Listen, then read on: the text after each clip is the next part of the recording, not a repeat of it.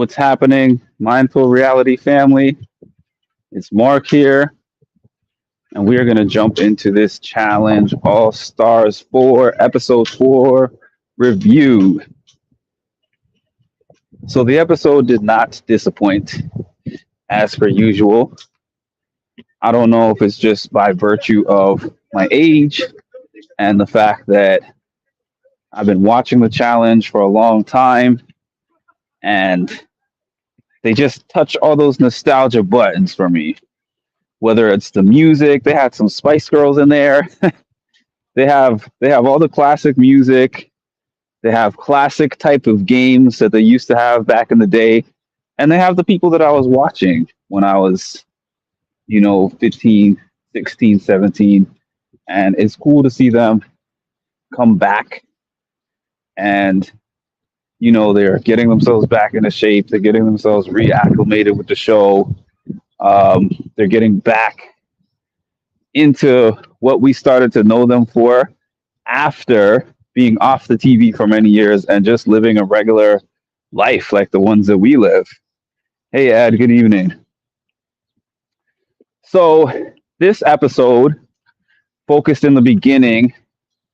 It showed how Rachel took out Ayana, and then it showed a little bit of how Cam still felt a way about Cara Maria and the way that Cara Maria decided to vote, and she didn't do the vote that Cam wanted her to do. So Cam is just like, oh, I'm questioning my relationship with Cara Maria and whether I'm going to continue to work with her in the game or not.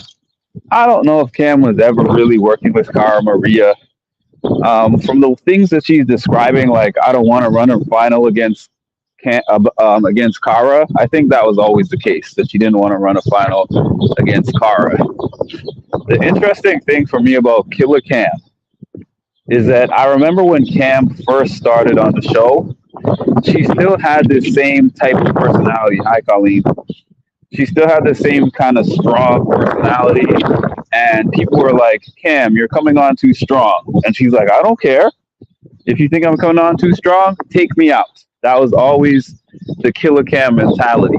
But now, Cam has been on the show for, I don't know, 6, 7 seasons or something like that. So now she has friends, and now she has a little bit of clout and some power. So in addition to being a person who's like, I say Cam is an equal opportunist. Anybody could get it with Cam. Cam doesn't care. Cam is there for the money. Cam is there for the bag. Hi, Debbie. Long time no see. Cam is there for the bag. So she doesn't care if it's Cara going in. It's basically the only person she would really, really care strongly if they were going in is Leroy, because I don't think that she really has an actual real alliance outside of that. I think that's basically it. Her and Leroy, and whoever wants to work with them, she will work with them as needed, as long as is needed, and then she'll discard them. So a theme that we started to see with All Stars is that now that they know that it's a season that has one overall winner, I think there's a second place, I believe. I know first place they said 250, and I think second place is 50,000, something like that. But anyways, they're there for the number one spot. Everybody is trying to win. So they're looking at the threats that they would have to run against in the finals, and the type of finals that they do nowadays are endurance heavy. So anyone they look at that is strong and athletic, they just don't want them in the game. And unfortunately, my girl Cara is kind of a victim of this. So we get into this thing, and also Cara is holding a star, and Rachel is holding a star. So originally, there's talks at the beginning of the episode that they're going to throw in Rachel and Veronica against each other to break up the Mean Girls trio and have it down to 2. I don't know how serious that proposal was, or if that was something they just did for the show to keep it entertaining for us. But that's what was said, is that, hey, we want to throw in Veronica and Rachel. That's what Jasmine said, and that's what some others said. And Jasmine and Brandon were allegedly working with Cara Maria, and it showed Cara Maria like, oh, I don't know how the votes are going to go, but Cara Maria was like, if Brandon and Jasmine are voting, I don't have to worry about them, which, if you watch the show long enough, you know that means that she has to worry about them. So ultimately, what ends up happening in the end, a throwing contest. Ultimately, what ends up happening in the end is Cara and Rachel get voted in to go against each other. And everybody is like, we all win because one strong female goes home. One less person that we have to worry about running that final against. And I'll say for the majority of the house, that is a great move. I don't know if it's a great move for Jasmine and Brandon specifically, because I don't really know who Brandon is aligned with. But the thing with the challenge, well, the thing with any one of these games, but I feel like particularly with the challenge, you're only as good as your number one. It's very hard to come into a game, take out your number one ally like 2 weeks or however many days into the house, because I know it's not a matter of weeks with the All Stars. All Stars is much shorter than the regular challenge, but in a matter of days, taking out your number one ally. I feel like Brandon is probably somebody who, he's not everybody's top target, but I don't know who's his number one. I know that he's probably working with a variety of different people in the house, but I don't know if any of those people consider like Brandon my number one ride or die that I'm going to save no matter what. And you need that. You definitely need that. So Rachel is talking to Brandon and Jasmine. Cara is talking to Brandon and Jasmine before she goes into this elimination, when TJ asks like, hey, Cara, how do you feel? Those are some of the classic moments. I love when TJ asks somebody who's pissed off how they feel before the elimination happens. And she was just basically talking trash to both Brandon and Jasmine. Jasmine was essentially like, I don't care. And Brandon was like, because she was like, oh, this is my number one ally. I can't believe he would do that to me. And Brandon was like, we ain't talked in 8 years. But I don't know. I thought that was kind of interesting. And then it becomes basically a game of luck, a crapshoot, which I've noticed that they've been doing a lot on this year's version of the challenge. Not necessarily last week, because last week was kind of hall brawlish. It was kind of like a hall brawl. So that was not a luck-based competition. But this one, the star throwing thing, kind of luck-based. I mean, you could get somebody who happens to be good at that. Maybe they're good at darts, or maybe they do like axe throwing or something outside of the game, who would just randomly be good at that. But it was kind of a luck of the draw thing. And it was just like Laurel said, it was kind of comical seeing two really, really, really strong women going against each other in something that has nothing to do with their strength or their endurance. And they were both really bad at it. Cara even threw the first star hit was Cara hitting her own target and giving Rachel a point. So that was that. Cara exited 2-1. 3-2, actually, not 2-1. I'm sorry, 3-2. And Cara stays, which I'm happy about because I'm a Cara fan. But then I'm thinking about this game down the road. Well, before I get to that, so Cara now gets to decide who to give a star to, because she got Rachel's star.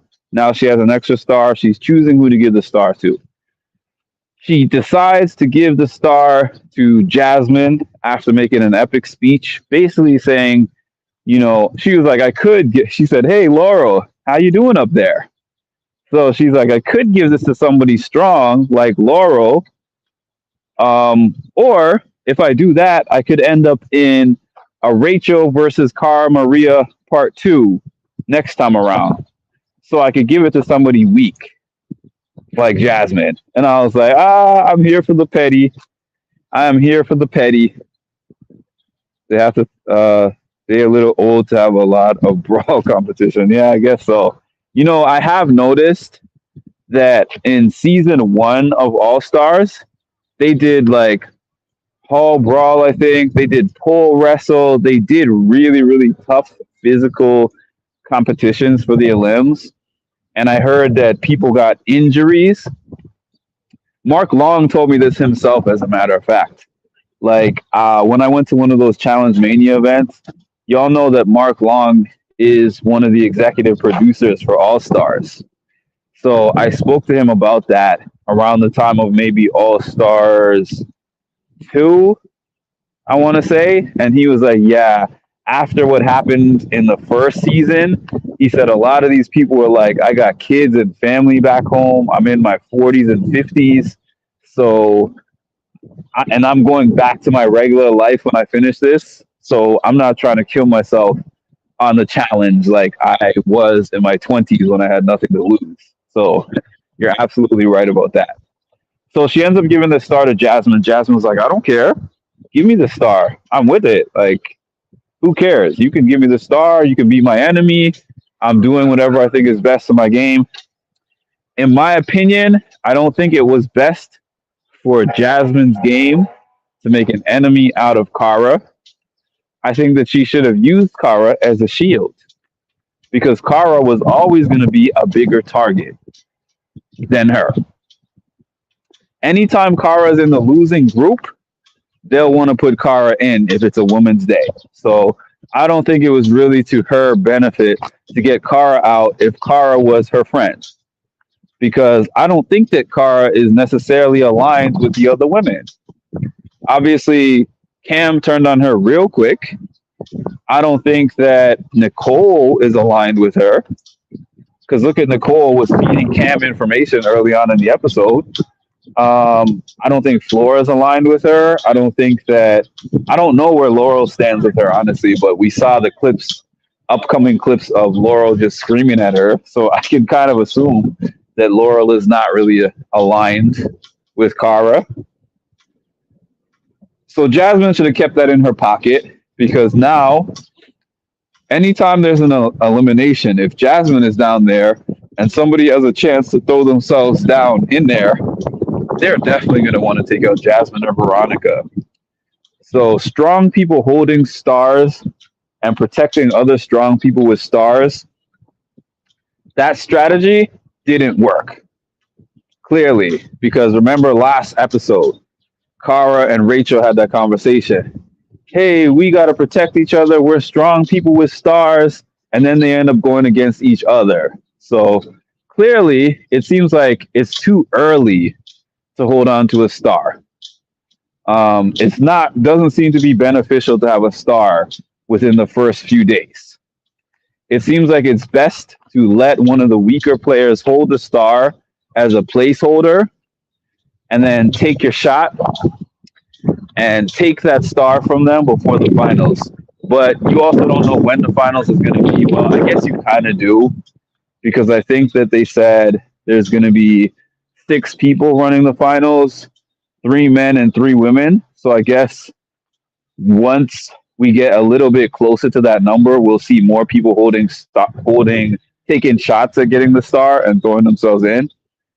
But that would suck for them if they wait until the end and a Cara is holding a star and a Laurel is holding a star. So even though I don't like this because it seems kind of cowardly, I'm saying cowardly from a perspective of me, the fan, wanting to see the most exciting thing happen. It makes sense that if you ever get a Cara, a Laurel, who else? Any of the strong men or women, if you get a chance to get one of them in the losing group, it does make sense. If you're not aligned with them specifically, to throw them against each other. Also, if I was in that house, I would consider getting out Cam because Cam is dominating this game without dominating the game. Cam is dominating the social game big time. Because now we saw her get out Ayana last week because of what she told everyone in the house. And then we saw this week she was spearheading the campaign to put Rachel and Cara next to each other. So Cam really has this thing on lock, and you got to think about that before you end up being collateral, because I don't know who's her number one other than Leroy. I know Leroy is obviously her permanent number one, but a lot of other people feel like they're working with her. And it seems like she could switch just like that and cut that person out just like that. So, I love taking a walk. Good morning. Yeah. Well, I actually had a terrible day. So I went to the gym and then I was like, let me actually do this recap outside. It was like 70 something today, 72 or something like that. And now it's like in the 60s, but it's still nice to me. Nice day outside. Tomorrow supposedly is going to go down to like 35, and I'm going to need a jacket. So enjoying the weather when I can get it. But anyways, yeah, the road to get to the end is going to be hard for Cara because I don't know who's working with her. And see, I'll put my money on her in almost any elimination. But the thing is, politics matter too. So it's tough. It's tough because you keep getting thrown in. Eventually, you're going to go out. It's the CT effect. It's what used to happen to CT back in the day, where they're like, "Let's keep throwing in CT until we get him out." For some reason, they don't really seem to be looking at Laurel, but I also don't know if Laurel has ever. I don't think she's been in the bottom group yet. I know she won one of the weeks, and she was maybe in the middle this week. I don't know. Maybe she just hasn't been up for elimination yet. But if the trend of what they've been doing so far continues, Laurel's in trouble. Anyone who's a strong competitor there is in trouble. But it was a good episode. I enjoyed it. And I'm hopping off. But I'm going to hop on to my music and mental health channel briefly before I end my day. And thanks for joining me. Please make sure to like, comment, subscribe, and hit the notification bell to get notified when I drop some more great content. Bye.